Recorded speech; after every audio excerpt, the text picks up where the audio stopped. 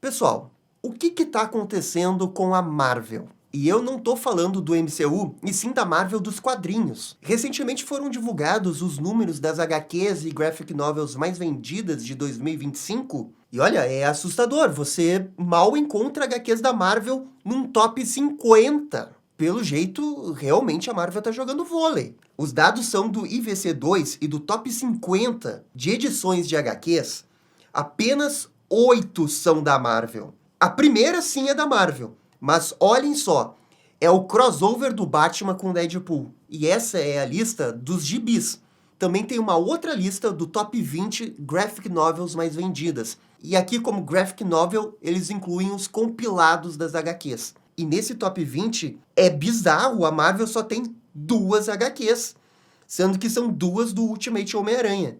E quando você muda de lado e começa a ver pela perspectiva da DC, é o paraíso. Nas edições avulsas, o Batman simplesmente tem 24 HQs no top 50. E boa parte de HQs do Batman Absolute. Além da HQ principal dele, que teve sua numeração resetada na run do Matt Fraction. E quando você olha só DC, são 40 HQs no top 50. Sendo que 29 são do universo absoluto. No compilado do top 20, 12 HQs são da DC, sendo 5 do universo absoluto e 6 do DC Compact, que é aquela linha de HQs de bolso que são mais baratas. Gente, esses números são incontestáveis. A DC está humilhando a Marvel. Simplesmente não há outra palavra para descrever isso. Mas nesse vídeo eu quero conversar com vocês e já convido vocês a comentarem aqui embaixo para a gente entender aqui por que a DC está tão melhor que a Marvel nesse momento. O que a DC está fazendo que está dando certo e o que a Marvel não está fazendo ou está deixando de fazer que realmente não está dando certo. Essa semana, o escritor Chip Zdarsky renovou um contrato com a Marvel. Ele volta, então, para a Casa das Ideias para ser um dos responsáveis por novo push editorial que a Marvel pretende fazer. E por causa disso, o Chip Zdarsky deu entrevista aí conversando com alguns veículos de imprensa e perguntaram para ele sobre o sucesso da linha editorial da DC, o Universo Absoluto. E o Chip Zdarsky atribuiu parte do sucesso da DC à liberdade que eles conseguiram dar para os escritores da DC a fazerem HQs deles, e não HQs da editora. Boa parte desse novo push que a DC vem conseguindo fazer com sucesso nos últimos anos tem a ver com a questão de dar mais liberdade aos escritores. E isso realmente vem dando resultado. Pega a HQ do Caçador de Marte Absoluto. Quando é que Caçador de Marte vendeu para ficar no top 10 de HQs mais vendidas do ano? Nunca! Sem sombra de dúvidas, hoje há um movimento diferente de como que a galera está consumindo HQs. Priorizando, sim, HQs mais autorais para os super-heróis. E essa mudança, segundo o Chip Zdarsky, bate de frente com uma crença que existia dentro da Marvel e da DC, de que o que sempre vendeu a HQ era o título da HQ, e não o autor da HQ. E essa análise do Chip Zdarsky não está totalmente errada. Quer dizer, no top 20 das HQs graphic novels desse ano, tem a HQ do Caçador de Marte, e não tem nenhuma dos X-Men. Alguma coisa está acontecendo aqui. Em que momento do passado a gente iria vender uma HQ do Caçador de Marte vendendo mais do que X-Men? Independente da fase dos X-Men, independente se está numa run histórica ou numa run qualquer, X-Men sempre vendeu mais que Caçador de Marte. Até o ano passado. Algo mudou. E além dos X-Men, as HQs do Homem-Aranha sempre ficaram no top 10. Ou seja, quando se trata de top 10, a Marvel depende muito da família X-Men e dos títulos do Homem-Aranha. Seja o Amazing Spider-Man ou HQ do Venom, a DC, por sua vez, quase sempre dependia das HQs do Batman para ficar no top 10. Mas aí que tá, dessa vez o fator X-Men não fez diferença. E a HQ principal do Homem-Aranha, do Universo 616, também não fez diferença. Atualmente, a Marvel tem várias HQs de X-Men, incluindo as solos. As duas principais são Uncanny X-Men e só X-Men. E o que eu acho que assusta nisso daqui é que, recentemente, as HQs dos X-Men foram resetadas. A numeração, voltou para o número 1. E quando isso acontece, sempre tem um número expressivo de vendas no início, cai, mas ainda mantém o patamar do personagem, ou nesse caso uma equipe, em cima para ficar no top 10. Especialmente quando a gente está falando de Homem-Aranha, X-Men, Batman. Os escritores Jed MacKay e Gail Simone não conseguiram emplacar uma boa fase dos X-Men. Frequentemente, os fãs dos X-Men reclamam das HQs dos X-Men atuais. E, além disso, as HQs dos X-Men parecem viver uma ressaca da fase de Krakoa. Sabe, nada realmente parece tão interessante como a gente teve na fase de Krakoa, que durou anos e foi um grande sucesso. E eu acho que os fãs dos X-Men que compram as HQs sentiram isso. Eles não gostaram que a Marvel fez o reset do status quo que surgiu com Krakoa. E isso acaba refletindo nos números das HQs e também nas próprias histórias. Porque realmente não parece que os X-Men vivem uma grande fase, assim, uma fase importante, uma fase histórica. Claro que tá tendo sagas, as sagas, elas tentam ser importantes, mas depois que você vai para Krakoa e dá um passinho para trás, a sensação que fica é que você tá tendo só mais uma saga dos X-Men. Nada histórico. E para os dias de hoje, eu acho que isso é extremamente importante. E é nesse ponto que eu discordo só um pouquinho do Chip Zdarsky, porque ele tá colocando um pouco a frase dele na conta da autoralidade do autor, o quanto que o autor consegue imprimir um estilo que é dele, e isso faz a HQ ser única. Não é que ele não tenha razão, ele tem razão, mas eu acho que também tem a ver com que a história está se apresentando. O quão importante essa run parece pro fã, de passar a sensação de que é só mais uma HQ dos X-Men.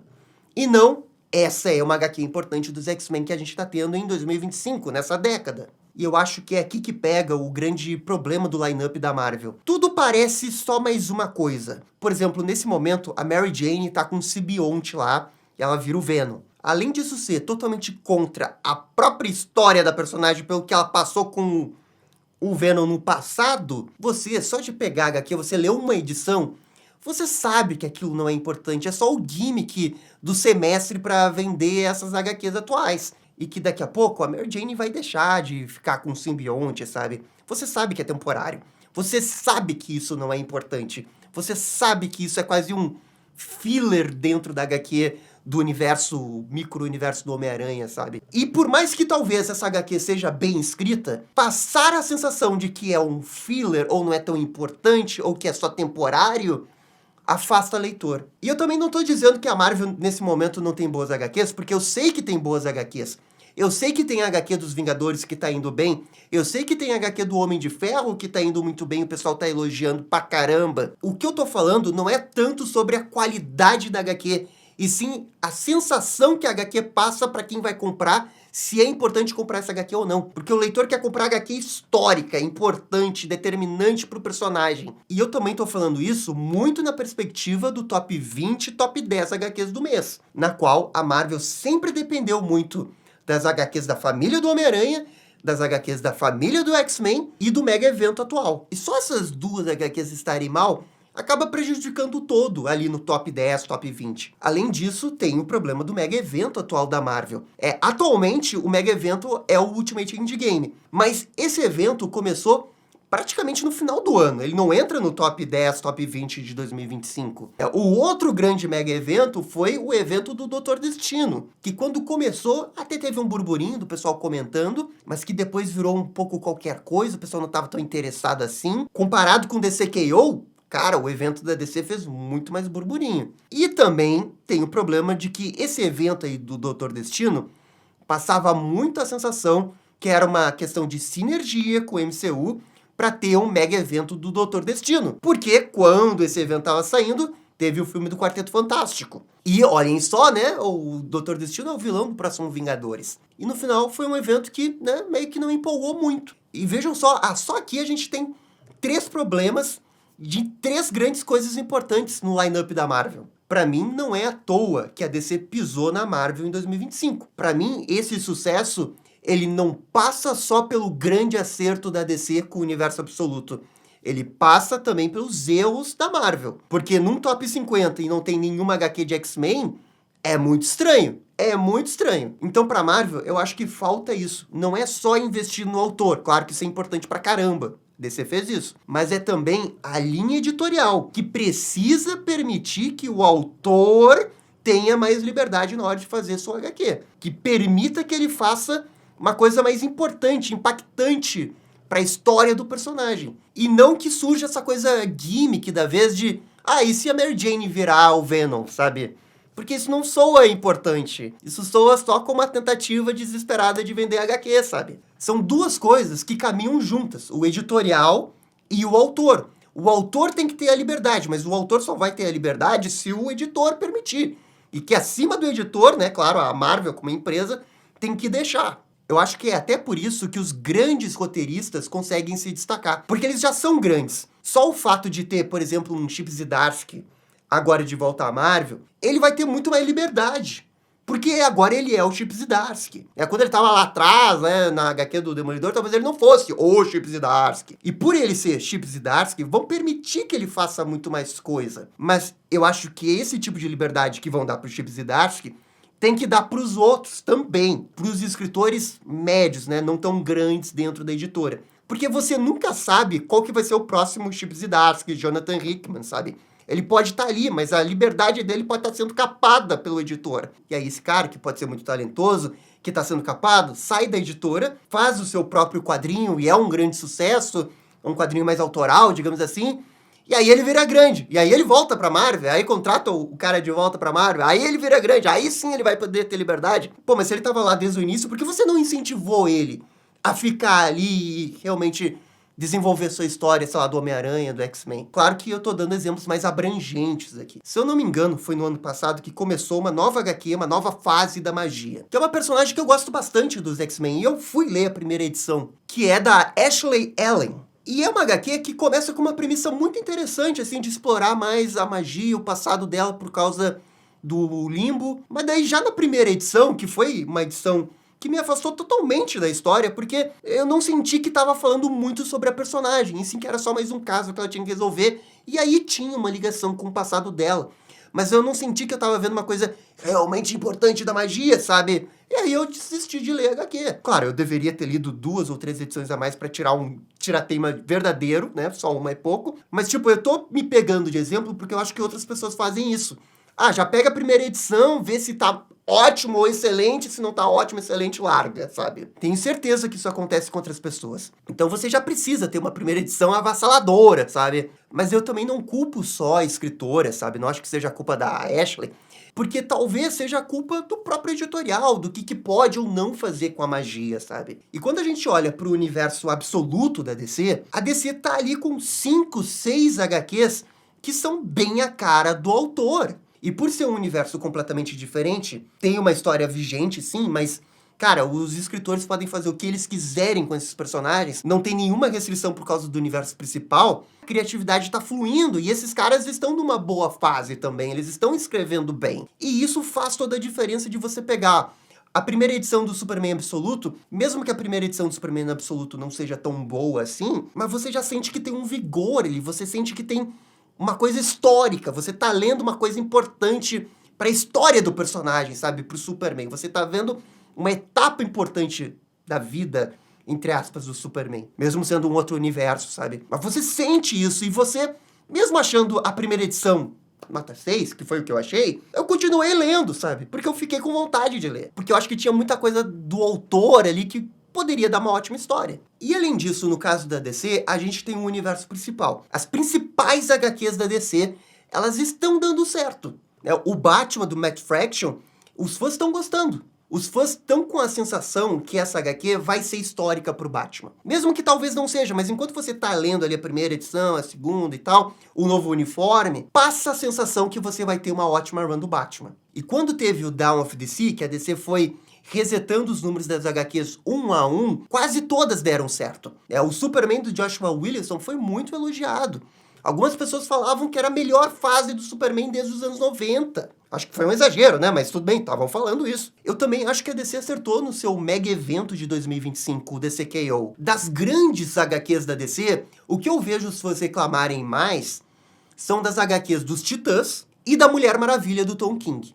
De que o Tom King não tá escrevendo bem a Mulher Maravilha, de que o Tom King tá distorcendo a moralidade da Mulher Maravilha, que ele colocou a Trinity ali, que também é uma coisa que não deu certo. criou 2 vilões ali que não entraram no gosto do público. E assim, eu também não li todas as HQs da Mulher Maravilha. O que eu li, eu não gostei. Mas quer queira ou não, essa estratégia da DC de deixar as HQs mais autorais, vem no pacote alguém errar muito forte. Porque você tá dando essa liberdade, você tá permitindo que o cara pire na batatinha, seja criativo. No caso do Tom King, não tá dando certo. Mas aí, o que você vai fazer? Você vai cancelar a HQ? Eu acho que não é o caminho, sabe? Eu acho que você tem que deixar o cara terminar a história e aí depois procurar uma outra pessoa que você acha que se encaixe melhor com a Mulher Maravilha. Mas é importante você deixar o cara terminar a história para não ficar parecendo que você tira a pessoa que tá escrevendo a HQ só porque as pessoas estão criticando a história. Porque dar liberdade pro escritor é também fazer ele bater de frente com os fãs. Por mais que a história não esteja boa. Faz parte do pacote dessa imagem que a DC quer criar. Que é uma editora de, basicamente, HQs de super-herói, que dá mais liberdade pro escritor. Pro bem ou pro mal. Mas se você pegar a média das grandes HQs da DC, incluindo o universo absoluto e o universo principal, essa estratégia deu muito mais certo do que errado. Né? Sei lá, das 50 HQs, quantas você realmente vai dizer que, nossa, essa HQ é muito ruim? Cara, é a da Mulher Maravilha. E eu acho que acabou. Quer dizer, eu não leio 50 HQs da DC por mês, mas eu sei mais ou menos o que a galera tá dizendo. Dentro das comunidades ali do Reddit, do YouTube, do Twitter, sei que a galera tá insatisfeita sim com algumas coisas. A Mulher Maravilha é a principal. A ausência de um título com personagem negro é outra reclamação. E é uma coisa que sim, a DC tinha que fazer. Mas eu não tenho dúvida que a estratégia da DC de dar mais liberdade aos escritores deu resultado. E uma outra coisa que eu acho que prejudica a Marvel é o histórico dela, a imagem que a gente tem de como que ela é uma empresa fechada para novas ideias. O que é muito irônico, porque o apelido dela é Casa das Ideias. Qual foi o grande risco que a Marvel assumiu nos últimos 5 anos, desde a pandemia? A grande jogada editorial da Marvel, eu acho que foi trazer de volta o universo Ultimate. Também não é uma jogada super, hiper, mega arriscada, porque já existia o universo Ultimate. É diferente do universo absoluto da DC. A DC nunca tinha feito isso. Era um pouco arriscado. Eu tinha certeza que ia dar certo, mas era arriscado. Mas no caso da Marvel, até o mais arriscado é algo que você já viu antes. Não é uma ideia revolucionária, sabe? Nem nada disso. A Marvel sempre foi mais pés no chão, ela sempre foi mais segura. Dos anos 2000 pra cá, acho que dá pra dizer, dos anos 2000 pra cá. Quero dizer, quando a HQ do Homem-Aranha reseta a numeração, o que você espera quando um herói tem uma numeração resetada? Pô, que vai entrar uma nova fase, vai entrar um autor aqui, ele vai dar sua identidade, ele vai mudar o herói, ele vai fazer uma grande história, sabe? Vai mudar o status quo do personagem. Pra mim é por isso que você reseta a numeração de super-herói, porque vai entrar um novo cara, e é o momento perfeito para você começar a ler o quadrinho. E a edição número 1 tá ali para quem quer começar a ler. A Marvel vem resetando as HQs recentemente, e você sentiu, assim, mudanças muito drásticas na HQ do Homem-Aranha? Há algum tempo atrás, resetaram a do Homem-Aranha para entrar o Zeb Wells. Aí o Zeb Wells, de fato, mudou a dinâmica ali do Homem-Aranha, né? Se prometeu um grande evento. O que o Peter Parker fez? E aí a gente descobriu ao longo da história que, nem foi tão grande assim a cagada que o Homem-Aranha tinha feito, sabe? Ok, um erro que todo mundo faz toda semana no universo da Marvel. Não teve uma grande consequência, quer dizer, mataram a Miss Marvel, mas aí ela voltou pouco tempo depois, e aí ela virou mutante. Por que ela virou mutante? Por causa do MCU. Percebam como o editorial da Marvel tá sempre muito seguro. Quando reseta a numeração, não muda muita coisa. Resetou no X-Men. Aí eles voltaram para um status quo que não é tão legal como era antes. É isso que eu quero dizer, não tem um risco grande pro universo da Marvel. Quando eu digo isso, eu também quero dizer mais do universo 616, né? Parece que cada vez mais a Marvel Comics depende da Marvel Studios, enquanto que na DC a gente viu uma prioridade, uma mudança de foco na DC para priorizar os autores. A gente viu isso no Dawn of DC, e mais recentemente, no ano passado, a DC, né, voltou com o selo da Vertigo. E isso daqui é fundamental. E não porque as HQs do selo Vertigo vão vender mais do que as HQs da Marvel, nem nada disso. HQs da Vertigo nunca venderam pra caramba, nem nada disso. Elas vendem, mas elas estão num nicho.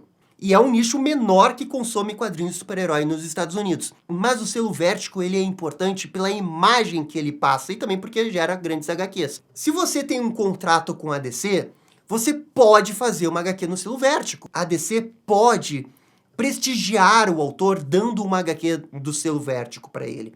se a história for boa o suficiente e tudo mais. Mas a casa tá aberta para ele publicar um quadrinho autoral ali. Ele não precisa ir para Dark Horse, ele não precisa ir para Image Comics para publicar esse quadrinho, ele já tá na DC. Pro autor que tem contrato com a DC, isso é muito mais legal. Porque tem esse negócio que alguns autores se sentem presos em HQs de super-heróis. De que a carreira deles não consegue alavancar porque eles estão escrevendo super-heróis. Mas com o selo Vértigo é possível tentar fazer as duas coisas. O cara continua fazendo HQs autorais, que ele sempre quis fazer, e ele segue fazendo a HQ de super-herói. É um ambiente muito mais amigável pro autor da HQ. Mas também é importante ressaltar que nem a DC, nem a Marvel são, né, editoras exemplo de como tratar os autores. É só que na DC melhorou muito isso. E quanto que a Marvel fez isso? Uma linha editorial para os caras fazerem HQs, né, entre aspas, independentes. Cara, eu não sei, eu acho que nunca teve. O máximo que talvez você possa dizer é aquela linha dos anos 80, que fez muito sucesso, que era a linha Graphic Novels da Marvel, que foi ali que teve alguns grandes clássicos da Marvel. Mas talvez a Marvel pudesse incentivar a ter alguma coisa tipo isso de volta. É uma forma de tentar combater a DC, mas principalmente para mudar essa imagem que todo mundo associa à Marvel, de que quem manda na Marvel Comics é a Marvel Studios. Isso daqui não é uma coisa que você vai mudar da noite pro dia. É um tijolinho por vez, até de fato o negócio mudar. Mas para isso acontecer, você tem que tomar atitudes para realmente querer mudar isso, né? Você realmente tem que querer mudar essa imagem. Porque é o que o Chip Zdarsky falou, cada vez está mais importante a HQ autoral.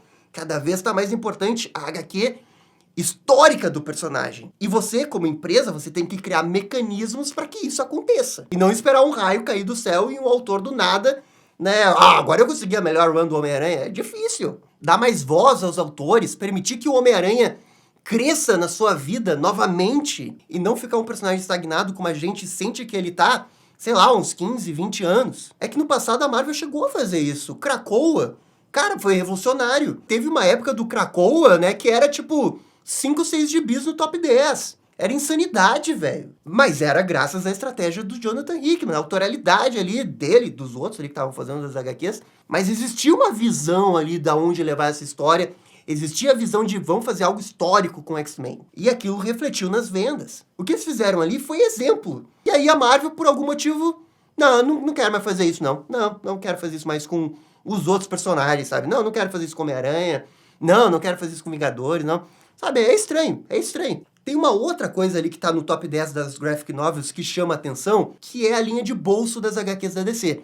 Que a DC lançou essa linha barata, HQs de $10, que tem grandes clássicos da DC. Watchmen, Cavaleiro das Trevas, Liga da Justiça Nova Fronteira, Batman Capuz Vermelho. E são HQs extremamente acessíveis, $10, que o pessoal realmente comprou. É uma galera que provavelmente nunca compraria HQ, que tá comprando essas HQs. E você vê que isso fez diferença porque tava no top 5. Agora, a Marvel, depois que a DC lançou essa linha editorial compact aí, ela também lançou a sua. E teve grandes HQs sendo lançadas, como o do Demolidor do Frank Miller. Teve também ali a HQ do Soldado Invernal. Eu vi na internet que a galera tá reclamando bastante do preço e da qualidade final da HQ. Porque essa HQ da Marvel aí, que é pra ser de bolso, ela custa $15. A da DC custa 10. Então já é uma diferença gritante. E isso é importante porque é uma linha de HQs para ser barato. $10, $15 faz diferença. E eu também vi o pessoal reclamando nas redes sociais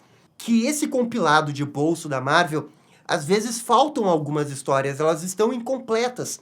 Ou elas têm uma coisa que acaba não agradando as pessoas. Por exemplo, a HQ do Gavião Arqueiro, que tinha gente reclamando da inclusão de uma história que não tinha nada a ver com aquela run do Gavião Arqueiro. Pô, então você compra um negócio de $15, que é pra ter ali aquele pedacinho da história do personagem, e vem incompleto, e a versão da DC tá completa, pô, velho, isso vai fazer diferença na hora das pessoas comprarem ou não. Essa é uma categoria que a Marvel tinha que estar concorrendo melhor com a DC. E ali no top 20 a gente vê que foi um vareio da DC de novo. E por fim, tem o fator do universo absoluto da DC. Porque não tem como não considerar o sucesso do Absolute Batman. O top 50 tá dominado com HQs do Absolute Batman. Esse sucesso do Absolute Batman não é comum. De novo, eu traço esse sucesso com o Krakoa dos X-Men. E eu acho que esse sucesso do Batman Absoluto puxa todas as outras HQs um pouco pra cima. Você leu o HQ do Absolute Batman, vamos dar uma lida aqui na HQ da Mulher Maravilha Absoluta também, sabe? Nessa HQ do Caçador de Marte, já que estão falando tão bem. Quando você tem uma HQ que ela é muito fora da curva, e eu não tô falando de qualidade, eu tô falando só de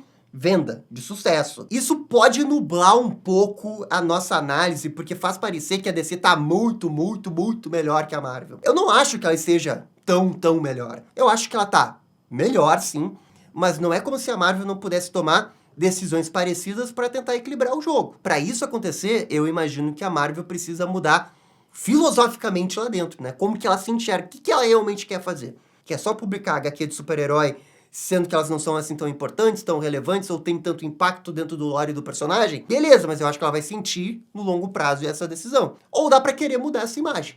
O Chip Zdarsky, inclusive, na entrevista, falou que vai ter um retiro agora em fevereiro, e esse retiro é uma coisa que a Marvel geralmente faz, né? Mas esse retiro precisa ser o pontapé inicial para que as coisas mudem lá dentro. E quem sabe agora, com o Chip Zdarsky e o Jonathan Hickman, eles não consigam trazer um vigor diferente para a Marvel. Um momento mais autoral para a Marvel, que é realmente o que ela tá precisando. Agora, quanto a DC, eu acho que não tem muito o que falar, sabe? Porque é o melhor momento da história da DC desde o Rebirth. A gente tá vendo um momento histórico da DC. As coisas estão acontecendo muito bem. Não acho que nesse momento a DC tem que fazer alguma coisa diferente, não. Acho só que ela tem que conseguir manter os talentos em casa. Por exemplo, não dá pra perder o Scott Snyder, sob hipótese alguma. O Dennis Camp, eu acho que tinha que fazer um contrato exclusivo com ele. Mas é isso, o que a DC tem que fazer agora é manter e segurar talento e permitir que os outros talentos que estão naquelas outras HQs, que são não tão importantes no line-up, que eles possam brilhar,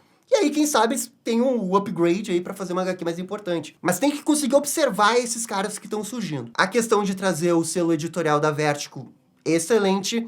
Manter o universo absoluto, né, obviamente, isso não vai mudar. E é isso, assim, ó, eu acho que a DC vai continuar dominando 2026 e talvez até 2027, até a gente conseguir ver alguma mudança mais profunda na Marvel. Mas que bom, eu tô muito feliz com o sucesso da DC. A gente vai ter uma nova fase de HQs que vão sair a partir de março. Né? Tem a HQ do Lobo, da Batwoman, é um outro momento da DC. E eu acho que essas HQs vão manter a qualidade. Então pra DC é isso aí, é só não fazer nada de errado, que eu acho que ela vai conseguir se manter pelo menos mais um ano bem na liderança. Mas galera, essa daqui foi só a minha opinião, uma opinião muito longa, diga-se de passagem. Mas eu quero ver a opinião de vocês. Por favor, comentem aqui embaixo. E no mais, muito obrigado por assistir o vídeo até o final. Eu fico por aqui e vocês estão ligados? Dale DC! E esse foi o vídeo falando sobre a DC estar bem melhor do que a Marvel nos quadrinhos. E aí, gostaram? Não gostaram? Deixem suas opiniões nos comentários. E se curtiram o vídeo, deixe aquele joinha e inscreva-se no canal para ficar sabendo absolutamente tudo sobre Batman. Obrigado, gente, e até a próxima. Tchau, tchau!